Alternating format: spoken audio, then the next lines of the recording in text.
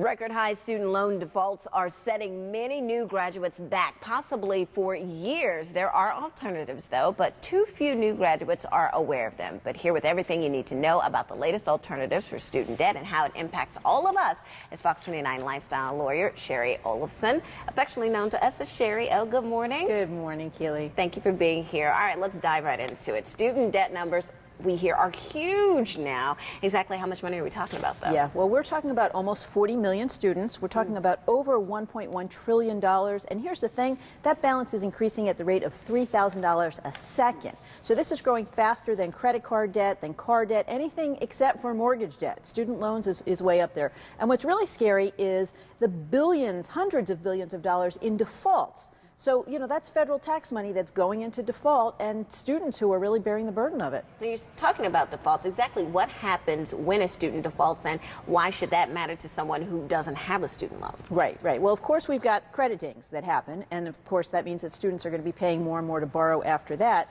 which together with the high loan balances that they already have makes it very difficult for this generation to be borrowing. So that means borrowing to buy a home, borrowing to buy a car, and even just the high payments themselves translate to less consumption. All of that impacts all of us because 70% of GDP is consumer spending, and this is a huge demographic that's not able to spend.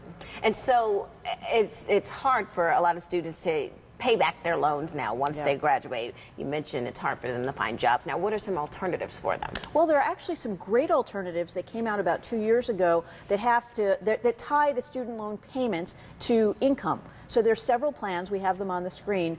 The problem is that a lot of students aren't aware of this. So the Consumer Financial Protection Bureau is now undertaking a new initiative to educate students about this. This is comparable, Keely, to the home affordable modification programs and the home affordable refinance programs that were offered for mortgages that homeowners were struggling with. And the problem, of course, was for years, folks weren't aware of them. They didn't know the requirements, that kind of thing. We're seeing the exact same thing now with student debt, and there's a big push. You can go to cfpb.gov to learn more about it. But the goal is to get literally hundreds of millions of students a year who are defaulting who could be saved with these programs to know about these programs and take advantage of it. And I know it's hard nowadays to get a real person on the phone when you call customer care for your student loans, but can't you just call them up and say, look, I'm having a tough time paying it back. What, can you help me? Yeah, and there are a lot of resources on the website. If you go to cfpb.gov, they've got some really great resources, including applications and sort of these programs that you can take, answer questions, and it'll take you step by step through and show you what your alternatives are. All right, thank you, Shari. Sure. I swear I always feel smarter when Shari comes here for us. All right, thanks for joining.